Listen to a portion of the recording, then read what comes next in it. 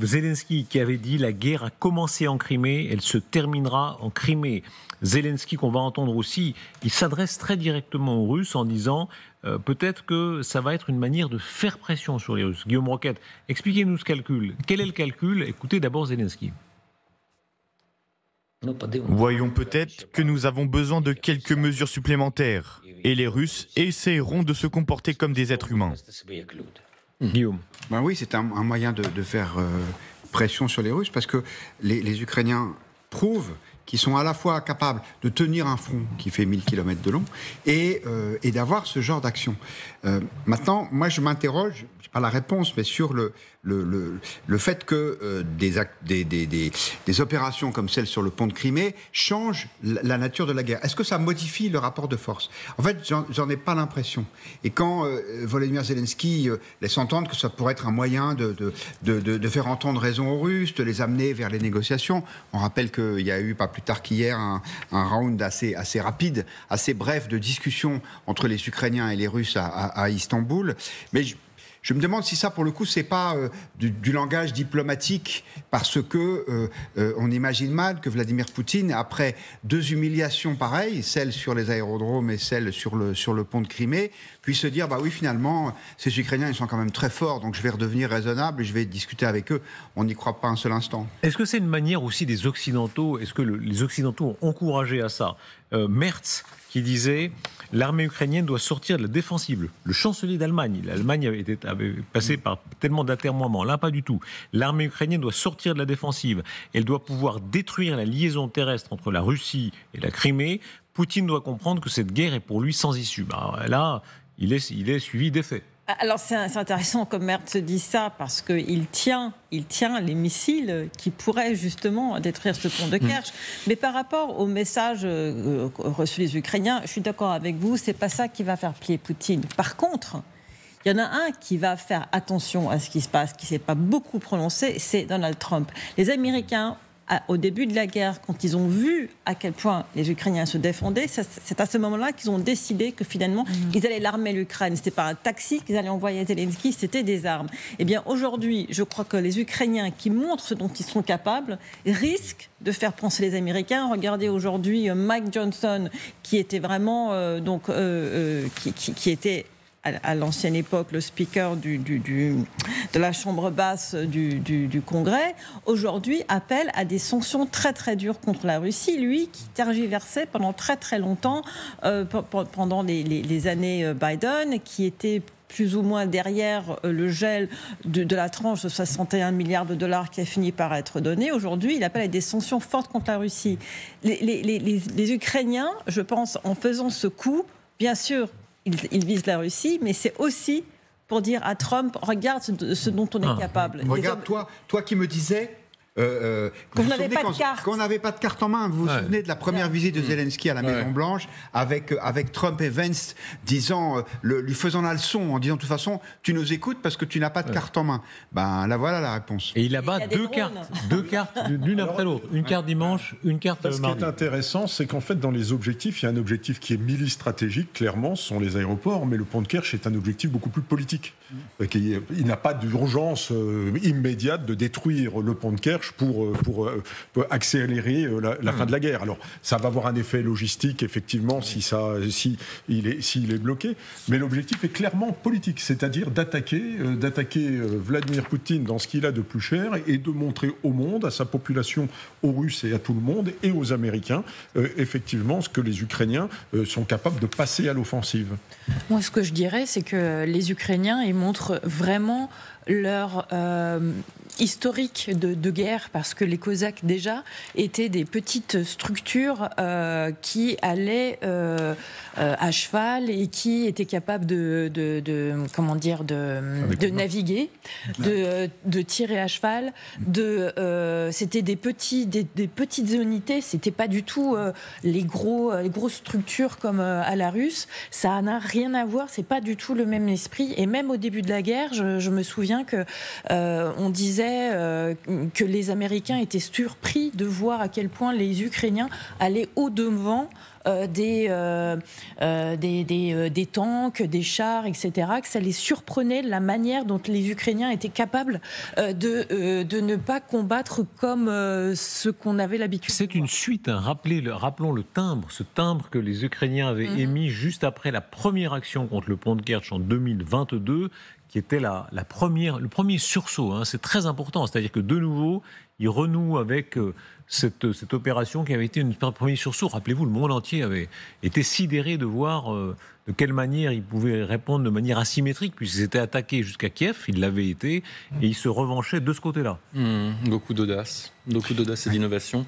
Combien Samantha et Nicolas ont eu raison de dire que cette opération aussi a été lancée pour impressionner les Américains et pour renverser la tendance, mais aussi pour montrer que les services de renseignement ukrainiens pouvaient faire sans les services de renseignement américains. Vous savez, on a beaucoup spéculé sur l'aide, sur l'arrêt de l'aide, sur l'arrêt du partage du renseignement américain. Ben là, on se rend compte qu'ils sont capables d'agir sans les Américains et de dire finalement au revoir à la NSA et à la CIA. Ce qui est intéressant aussi, c'est que il faut rappeler que ce pont, il est à 350 km du front. Et que donc les outils, les missiles dont disposent les Ukrainiens ne suffisent pas, ont une portée qui n'est pas suffisante pour atteindre ce pont. Et on pensait, enfin beaucoup d'observateurs ont émis l'hypothèse qu'avec le feu vert donné et par la France et par les Britanniques et par les Allemands, le feu vert aux Ukrainiens de pouvoir utiliser les Storm Shadow, les Scalp, les Taurus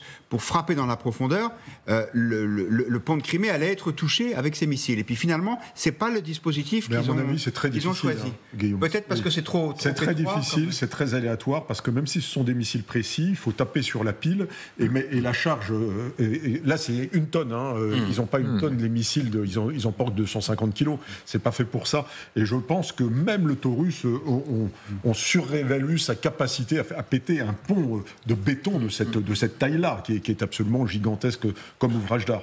Et donc les Ukrainiens, à mon avis, l'ont bien compris et s'y ont pris autrement. La charge de l'histoire. Regardez cette caricature des années 1850. C'était la guerre de Crimée. C'était une très grande guerre en Europe. À l'époque, les Français, les Anglais étaient alliés avec les Ottomans contre les Russes, contre la Russie. Regardez, alors, la charge de la brigade légère, ce film extrauraudinaire britannique. J'ai pas vu ça, c'est bien. La charge de la brigade légère, alors regardez ça. Alors là, c'est... Balaclava. Oui, mais un film qui est d'ailleurs assez antimilitariste, mais qui est absolument... Regardez, déjà à l'époque, il y avait des caricatures, je ne sais pas si vous voyez, alors il y a l'ours russe avec sa patte ensanglantée sur la Crimée, vous voyez bien la carte de la Crimée, vous avez la Turquie, alors je ne sais pas très bien comment, alors l'Empire ottoman évidemment était beaucoup plus étendu à l'époque, l'Autriche, à l'époque il y avait l'Empire d'Autriche, Hongrie avec ses deux têtes. Comment est représentée la France? Là, je vois pas très bien. C'est un coq, normalement, la France. D'habitude, c'est un coq. Là, je sais pas ce que c'est. Et puis, le Royaume-Uni, voilà. Et surtout... C'est le lion. Et surtout déjà à l'époque la Russie qui était l'adversaire. Et c'est la première guerre qui a été photographiée. Ouais. Et il faut rappeler que les Russes ont été plus souvent nos adversaires que nos alliés dans l'histoire. Je crois que c'est 1892 l'alliance avec les Russes, mais au 19e siècle on était plutôt contre les Russes. Et puis on a été évidemment après la Seconde Guerre mondiale, au moment de l'occupation soviétique de toute l'Europe de l'Est. Et puis, en fait, on revient un peu à cette histoire-là. Et surtout, ce qui est intéressant, c'est que dans la caricature que vous montrez, c'est l'ours russe, que j'allais presque dire l'ogre russe. Ça n'a pas changé. Mais je pense que dans la tête des Russes non plus, ça n'a pas changé. C'est-à-dire qu'effectivement, il est aussi légitime pour eux de mettre leur patte sur la Crimée que ça l'était au 19e siècle, même s'ils avaient perdu cette guerre-là. Et il y a des textes de Dostoïevski. Je recommande le journal de Dostoïevski, où Dostoïevski, c'est la période très nationaliste, il tient un discours que Poutine pourrait tenir aujourd'hui. Oui, c'est ça. Ils nous ont pris pour des Tatars. Oui. Je veux dire, il y avait un véritable ressentiment vis-à-vis des puissances alliées qui avaient attaqué Sébastopol. Comment Poutine peut-il réagir? Évidemment, c'est dans les heures qui viennent, dans les jours, parce que souvent, il se donne le temps de réagir avec retard. Pour l'instant, il tenait une réunion avec le ministre des Ressources naturelles et de l'Environnement. Regardez, là, c'est la mise en scène habituelle du Kremlin pour montrer la distanciation. Nous, Voilà, le calme des vieilles troupes, business as usual. Il n'y a pas d'urgence. On se rappelait que quand il y avait eu déjà des événements, je ne sais plus c'est lesquels, Poutine avait été inauguré un brise-glace nucléaire, vous voyez, donc pour bien montrer qu'il était à l'écart de ces choses-là qui n'avaient aucune importance. Et écoutez de quelle façon Peskov, son porte-parole, lui aussi se donne exactement ce ton-là en disant il y a une enquête, on verra bien. Concernant les différentes attaques, nous avons dit que le président Poutine était informé de ce qui se passait. Une enquête est actuellement en cours, lancée par le comité d'enquête de la Fédération de Russie. Je suggère d'attendre les résultats et de se concentrer sur le contenu des futures déclarations. Formalisme russe classique. Alors, ce qui est intéressant, c'est que autant ils restent assez silencieux sur ces deux grosses attaques revendiquées par les Ukrainiens, autant sur l'explosion des ponts ferroviaires à Briansk et dans la région de Koursk, que les Ukrainiens n'ont pas revendiqué. Les Russes disent nous avons ouvert une opération, une enquête antiterroriste, et ils commencent à pointer le doigt sur les Ukrainiens. Ce sont deux incidents dans lesquels des civils sont morts, donc peut-être que c'est plus agréable pour les Russes de dire les Ukrainiens ont tué des civils. Certains Ukrainiens à qui j'ai parlé disent qu'ils pensent que ça pourrait peut-être être même des opérations sous faux drapeau, mais bon, je ne me prononce pas, c'est vraiment quelque chose, voilà, ça reste avec des pincettes. Mais Poutine a toute une panoplie d'options pour réagir. C'est-à-dire, qu'est-ce qu'il veut faire ? Alors d'abord, il veut continuer à aménager Donald Trump. Donc on peut se dire qu'une des options qui rentrerait dans la stratégie, dans la doctrine nucléaire de Poutine, de la Russie, il faut savoir que des bombardiers stratégiques ont été touchés. Ils ne portaient pas d'armes nucléaires, mais ce sont des vecteurs pour porter des armes nucléaires. Il pourrait être justifié, entre guillemets, selon la doctrine nucléaire russe, de répondre avec une réponse nucléaire. Donc une bombe nucléaire tactique, on ne parle pas de la bombe stratégique évidemment, mais une bombe nucléaire tactique. Il ne va pas le faire, je ne pense vraiment pas qu'il va le faire. Pourquoi ? Parce que, les Chinois sont très clairs là-dessus, sur l'utilisation de l'arme nucléaire, qui est un tabou total pour les Chinois. Trump, évidemment, serait mal... Il a besoin des Chinois aujourd'hui. Deuxième chose, il veut voir aussi comment réagit Donald Trump. Mais il peut réagir comme il est déjà en train de le faire, c'est en continuant à bombarder massivement l'Ukraine. Aujourd'hui, il y a eu des morts dans la ville de Soumy, qui a été très, très, très fortement bombardée. Ce soir, en arrivant, je lisais que des missiles Kinjal avaient été envoyés en direction de l'Ukraine. Nathalie, je ne sais pas si vous avez la confirmation de cela. Et on a ce soir la réaction de Medvedev. Lui, alors, est beaucoup plus vocal que Poutine. À tous ceux qui sont inquiets et qui attendent le châtiment, il est inévitable. Tout ce qui doit exploser explosera, et ceux qui doivent être exterminés disparaîtront. Et il poursuit sur les négociations, où ce commentaire a été beaucoup souligné.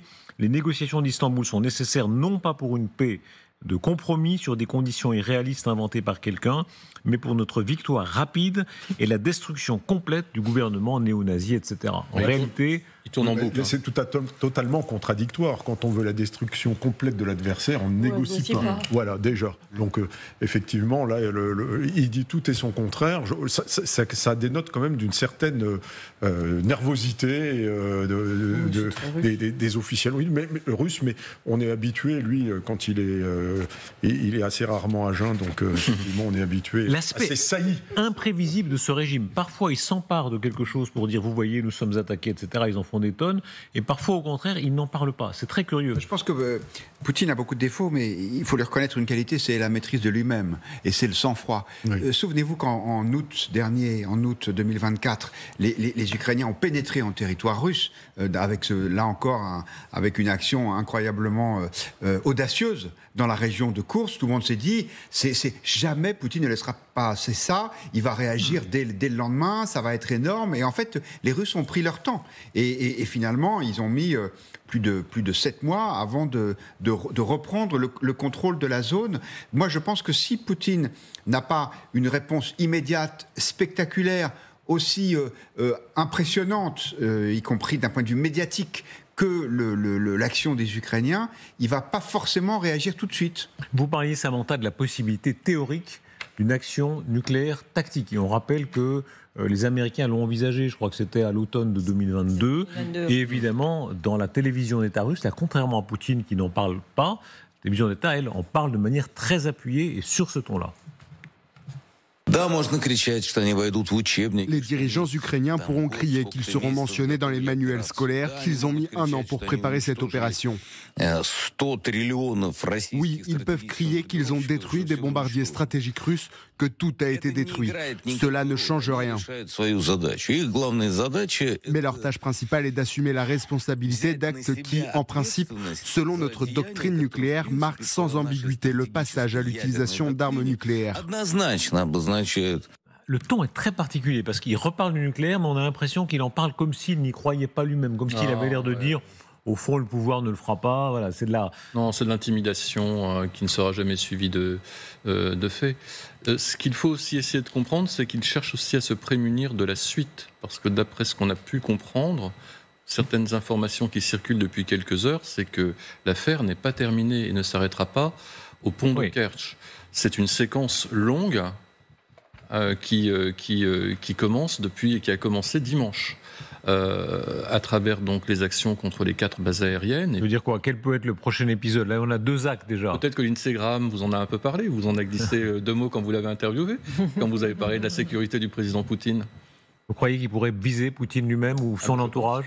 La prochaine étape, c'est ça. La prochaine étape, c'est ça, évidemment. D'où vraisemblablement la discrétion de Poutine, peut-être des mesures de protection exceptionnelles autour de Poutine.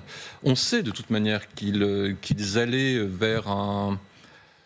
Comment dire? Qu'ils allaient essayer de renverser la table d'une manière ou d'une autre. Et aujourd'hui, c'est vraisemblablement next step. Il y a une chose aussi qui est très importante. Là-dessus, vous partagez ce que dit ici Vincent Crouzet? Là, je ne partage pas qu'on aille taper Poutine, parce que là, je crois que les Ukrainiens perdraient quand même pas mal de soutien de la part de leurs alliés. Américains surtout. Américains, même européens. Je pense que ça irait beaucoup trop loin actuellement. Véritablement, je ne crois pas à ces options. Je pense qu'ils vont continuer à taper sur des objectifs de nature stratégique. Pourquoi pas à nouveau la flotte? Pourquoi pas des centres particuliers de commandement, etc. Mais alors là, taper Poutine... Cela étant, il faut rappeler que le numéro 2 des services ukrainiens l'avait dit d'ailleurs dans le journal, dans le De Figaro, dans le journal de Guillaume Roquette, avait dit oui, Poutine fait partie de nos objectifs privilégiés. S'ils veulent que les Américains coupent tout demain matin, c'est exactement ce qu'il faut faire. Pas forcément. Moi, je crois qu'un des objectifs potentiels des Ukrainiens, c'est vraiment de faire monter la tension interne à la Russie. Parce qu'aujourd'hui, il y a des proches de Poutine qui disent maintenant ça suffit, il faut aller les taper. Ça fait des mois qu'on entend les 1000 blogueurs, donc ces blogueurs militaires sur Telegram, qui disent mais pourquoi est-ce qu'on n'utilise pas tout ce que nous avons comme moyen? Pourquoi est-ce qu'on ne va pas lancer des bombes nucléaires sur les Ukrainiens? Et dans l'entourage de Poutine, il y a des durs qui veulent qu'il aille plus loin. Et plus les Ukrainiens le provoquent, plus Poutine va être embêté et va se sentir de plus en plus piégé par la branche dure de son gouvernement, tout en sachant que Poutine aussi veut garder à ses côtés les Chinois, les Américains. Cette vision, oui. Oui, non, mais justement, c'est peut-être pour ça que pour les Ukrainiens, ce serait sacrément risqué, parce que s'ils éliminent Poutine, il y a quand même un risque qu'il y ait des dirigeants qui soient encore plus belliqueux à sa place, et qu'il y ait donc une fuite en avant. Non, ça c'est le narratif russe. J'en sais rien. Oui, depuis le début, c'est dire attention. Non, mais attention, ça peut être pire après. C'est le narratif russe depuis le départ. Pour répondre à Nicolas, c'est vrai que les Occidentaux ont dissuadé les Ukrainiens de cibler directement Poutine. Mais c'est peut-être terminé, parce qu'ils se rendent bien compte qu'on est dans une impasse, que les négociations ne progressent pas, que cette guerre va durer encore des années, avec des centaines de milliers de morts, et qu'il y a un seul responsable de cette affaire-là, et que ce responsable, il faut définitivement le punir. Cette idée russe et soviétique que le pays peut prendre des coups, absorber un certain nombre de coups, et ensuite il va réagir. Chez les historiens russes, dans le public russe, c'est ce qu'ils apprennent aussi à l'école, il y a 2 précédents importants, c'est 1812 Napoléon et 1941 les Allemands. Ces deux images-là, dans les manuels scolaires russes, c'est vraiment très, très obsessionnel. Napoléon qui est allé jusqu'à Moscou, un peu imprudent, Moscou qui brûle, la retraite de la Grande Armée qui est un désastre évidemment pour les Français, et puis 7 novembre 1941, les Allemands qui sont à quelques dizaines de kilomètres de Moscou, et ce sursaut de Staline, dictature épouvantable, mais qui a été peut-être populaire à ce moment-là. Oui, il a été populaire à ce moment-là. D'ailleurs, sa popularité, le petit père du peuple, vient de cette époque-là où, effectivement, il a réussi à fédérer les énergies. Et c'est à partir de novembre 1941 qu'il y a une gigantesque contre-attaque. Il faut se rappeler que les unités de reconnaissance allemandes étaient arrivées à la dernière station de tramway, qui voyaient les dômes du Kremlin. Et qu'il les a rejetés pendant Zhukov, je crois que c'est Zhukov lui-même, qui les a rejetés quelques centaines de kilomètres en arrière dans l'hiver russe à ce moment-là. Donc ils ont sauvé Moscou. Et ça a changé le cours de la guerre. Regardez cette image, elle est tout assez... des photos les plus fascinantes. Regardez juste cette photo, c'est le moment aussi en juin 1941, quand Staline comprend qu'il est trahi par son allié, enfin ils ont le pacte germano-soviétique, et que Hitler est entré en territoire soviétique. Et on dit qu'il est resté prosté pendant 5 jours avant de commencer à réagir. C'est l'époque d'ailleurs où ils ont perdu 5 à 7 millions d'hommes dans des chaudrons où ils se sont fait encercler et emmenés en captivité, effectivement. Et ensuite, après, effectivement, il y a eu une très très belle reprise en main et en 1941, les Allemands, on parle de Stalingrad, ont déjà perdu la main. C'est-à-dire qu'à partir du moment où ils sont rejetés, jamais ils ne reprennent la main. Après, le 42, c'est Stalingrad, ils s'en prennent une deuxième, et c'est fini. Et 43, c'est Koursk. Dans l'imaginaire russe, et il faut rappeler d'ailleurs que cette armée de l'époque, c'est aussi les Ukrainiens, puisque c'est l'armée soviétique en général, c'est une armée qui a commis de très très grands crimes, tous d'ailleurs, Ukrainiens, Russes, Biélorusses, tous, etc., mais qui a aussi été notre très grand courage, tous aussi. Vous faites bien de dire dans l'imaginaire russe, parce que le tournant aussi idéologique de 1941, c'est quand Staline fait appel à tout l'imaginaire russe, à toute l'histoire russe, à tout l'héroïsme russe, et le côté soviétique communiste disparaît complètement. D'ailleurs, tout le faste de l'armée, tout ce qui va autour des décorations, des grades, etc., tout ça est réhabilité. Parce que Staline comprend bien que la Russie ne va pas s'en sortir juste pour défendre le communisme, mais que pour jeter toutes ses forces dans la bataille, c'est là un peu la Russie éternelle, entre guillemets, pardon pour cette expression un peu galvaudée, qu'il faut mobiliser. Jusqu'où va aujourd'hui... Frères et sœurs, il dit. Ouais. Donc, et on convoque également la religion à ce moment-là, dans son discours. C'est la fin des camarades. Oui, c'est la fin des camarades, c'est frères et sœurs. Il avait été séminariste. Il a été séminariste. Comme toujours, quand ça va mal, la gauche va en retraite. Un moment très important dans cet imaginaire, c'est qu'il y a une phrase qui se répète beaucoup en russe, c'est qu'ils ont commencé à bombarder Kiev à 4h du matin. Et c'était donc le 22 juin 1941.